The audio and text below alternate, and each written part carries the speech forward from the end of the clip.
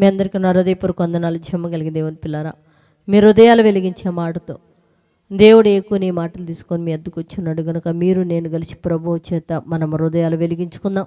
ప్రభు మాటల చేత మన హృదయాలు వెలిగించబోయే ముందు రాత్రి కాలం నుంచి మనందరి జీవితాల్లో దేవుడు చేసిన మేలులకు ఉపకారములకై శిరస్సు వంచి వందనాలు తెలియజేసుకుంటూ, దేవుడు ఈరోజు ఏ మాటల చేత మన హృదయాలు వెలిగించాలనుకుంటున్నాడు ఒకసారి మనం ధ్యానం చేసుకోగలిగితే, జకర్యా గ్రంథము 7వ అధ్యాయము 10వ వచనంలో మరి దేవుడు మనకి ఈ మాటలు దేవుని పిల్లల ధ్యానం చేయమని చెప్తున్నాడు.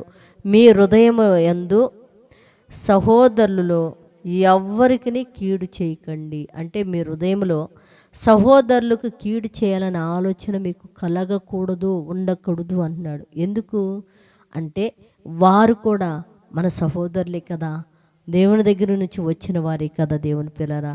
అందుకని మీ హృదయంలో మీ సహోదరులకు ఎవరికి కీడు చేయాలని మీరు అస్సలు తలంచకండి అని చెప్తున్నాడు. వాళ్ళకి మీరు కీడు చేస్తే నేను మీకు కీడు చేయాల్సి వస్తుంది, జాగ్రత్త అన్నాడు.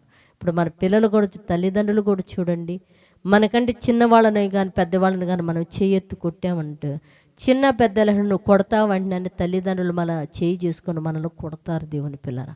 అంటే మన సహోదరులకు మనం కీడు చేసినప్పుడు దేవుడు చూస్తా ఊరుకుంటాడు దేవుని పిల్లరా. మనల్ని కొడతాడు కదా, తల్లిదండ్రులు ఎట్లయితే కొడతారో అట్లయినా దేవుడు కూడా మనల్ని కొడతాడు కదా దేవుని పిల్లరా.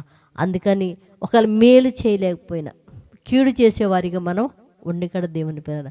కనుక భూమి మీద ఉన్న చాలామంది తోటి సహోదరులు మనందరం కూడా భూమి మీదకి వచ్చిన మనందరం కూడా కులాలని లేవు, మతాలని లేవు, పరలోకం నుంచి వచ్చాము మనము. కనుక మన సహోదరులు కీడు చేయగలదని ఆలోచన లేక కీడు చేసి భయంకరమైన ఉగ్రతలే గురవుతున్న వారందరూ కూడా ఆ కీడు చేయాలనే స్వభావం పోయి మేలు చేసేవారిగా మారినట్లు ప్రార్థన చేద్దాం. పరిశుద్ధుడా, చెమ్మగలిగిన మా పరలోకపు తండ్రి, నైనా నీ కృపగలిగిన నామానికి వందనాలు తండ్రి.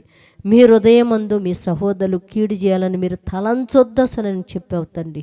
ఎంతోమందికి నాయన తలంచడం కాదు, తోటి సహోదరులను కొట్టుతూ తిడుతూ కీడు కలుగు చేస్తున్న ఆ బిడ్డల యందు నీ కోపం రేపకాన తండ్రి.